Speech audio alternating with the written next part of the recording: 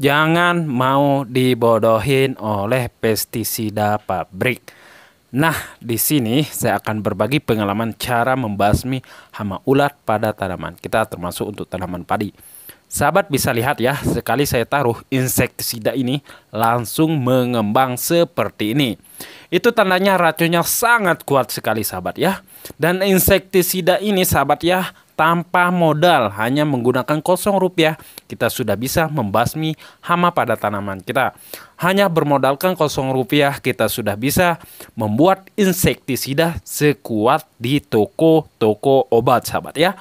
Di sini saya akan langsung buktikan saja buat sahabat semuanya ya. Di sini saya menyepray untuk tanaman padi yang baru pindah tanam.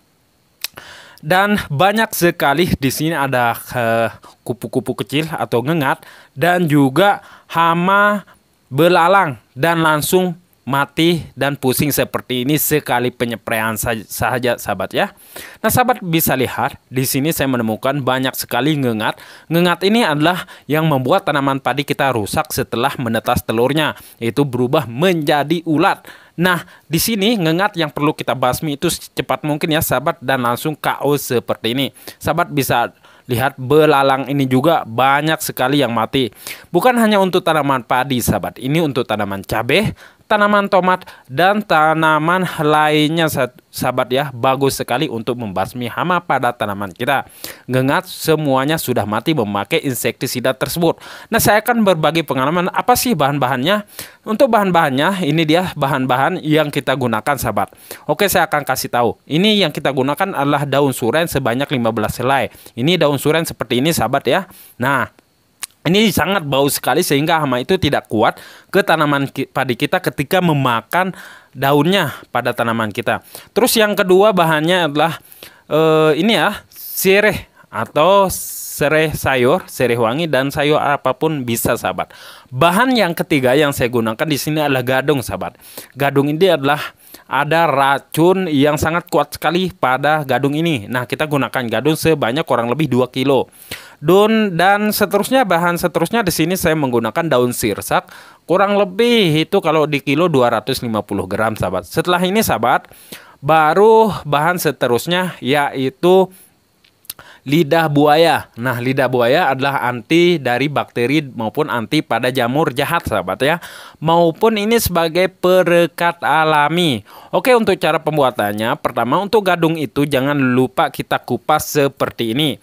Tetapi kalau sahabat menggunakan mesin pencecah atau mesin parut sendiri seperti ini, silakan menggunakan mesin. Ini saya menggunakan manual sahabat ya. Dan tanpa dikupas juga bisa. Tapi dibersihin dulu. Nah, setelah kita parut seperti ini, nah sahabat bisa lihat ini seperti tepung ya. Dan jangan lupa di sini caranya adalah gadung ini dicampurkan bersama bahan lainnya yaitu sirsak. Di situ kita masukkan daun suren, kita masukkan sahabat ya. Nah, setelah ini sahabat, baru bahan seterusnya yaitu sirih sahabat atau sirih wangi. Nah, untuk sayur juga bisa sahabat ya. Kita gunakan di sini kurang lebih itu ya 5 biji udah cukup sahabat ya. Tapi di sini saya menggunakan 3 batang saja. Lebih bagus itu daun dari daun sirih itu lebih bagus sebagai pengusir juga ya sahabat. Setelah kita remas-remas seperti barusan, nah di sini caranya pertama yaitu kita remas dulu pelan-pelan sahabat ya. Untuk cara yang pertama, ini untuk memisahkan ampas kasarnya dulu sahabat ya. Setelah kita pisahkan sahabat, baru entar ada ini ya, sisanya seperti ini. Maksud saya setelah kita lakukan pertama dan ini yang terakhir sahabat. Nah, ini kan ada yang agak lembut dan tidak kasar lagi sahabat ya. Nah, kalau yang ini ntar kita akan gunakan untuk saringan sahabat ya. Kita menggunakan saringan. Ini yang kasar ini bisa sahabat rendam lagi juga bisa digunakan atau dibuang aja bisa atau dijadikan kompos. Nah, baru di sini kita masukkan dari bahan seterusnya sahabat ya, yaitu lidah buaya, lidah sahabat ya, dari lidah buayanya.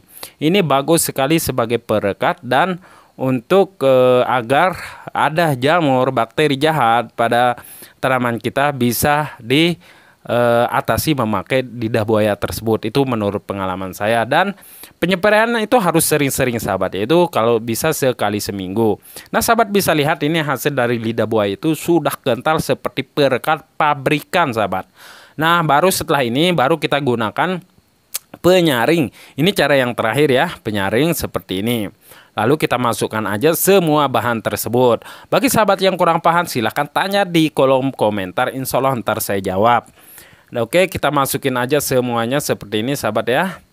Nah setelah itu baru kita saring dan remas seperti ini ya, biar teraduk merata. Nih, ntar kita diamkan sahabat itu selama 1 hari 1 malam.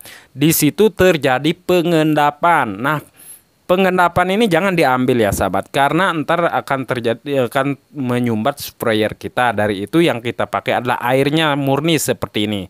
Wah ini udah jadi sahabat, dan hasilnya itu sangat luar biasa dan kental campur licin. Nah baru kita masukkan ke dalam botol seperti ini sahabat ya. Nah setelah kita melakukan pendiaman kurang lebih 1 hari 1 malam, kita ambil yang di atasnya saja. Nah ini kita habisin aja semuanya sahabat ya. Ternyata di sini saya hampir mendapatkan 3 botol dari insektisida ini. Nah ini dia sahabat ya. Dan untuk dosis dan ukurannya seperti awal video sahabat bisa lihat barusan ya, kita menggunakan kurang lebih itu 280 mili. Berarti untuk per tangki semprotan kita gunakan 280 mili. Emang dosisnya harus tinggi baru hasilnya akan maksimal sahabat ya. Contohnya seperti ini sahabat ya. Kita menggunakan di sini yang pertama itu 1 gelas kita campurkan air, lalu kita masukkan ke tangki semprotan seperti ini sahabat ya. Oke. Nah, baru kita tambahkan 1 gelas lagi di sini. Biar tercampur rata dan hasilnya itu maksimal. Oke, kita langsung masukin aja sahabat. Nah, setelah ini sahabat baru kita penuhin air dari tangki semprotan kita. Itu dia, wah ini udah putih full dan hasilnya itu sangat luar biasa untuk semua jenis hama sahabat ya. Bukan untuk hama pada tanaman padi. Ini bagus untuk hama ulat pada tanaman jagung juga bisa sahabat ya. Tetapi harus dispray sekali seminggu. Nah kalau serangannya terparah itu sahabat ya bisa spray seminggu itu 2 kali sampai benar-benar hamanya itu mati sahabat ya. Karena efek dari insek ini entar itu setelah memakan daun pada tanaman kita, insek ini akan menempel. Nah di situ hama itu akan mati dan sifatnya seperti kontak sahabat ya. Dan entar juga hama itu setelah memakan daun padi kita itu sahabat ya, dia akan istilahnya diare. Nah diare ini akan menyebabkan kematian pada hama itu, sehingga dia akan mati pelan-pelan. Tetapi karena dosisnya tinggi seperti ini dia langsung mati, sahabat bisa lihat. Nah itu dia sahabat ya, semoga bermanfaat. Berjumpa lagi di video selanjutnya. Assalamualaikum warahmatullahi wabarakatuh.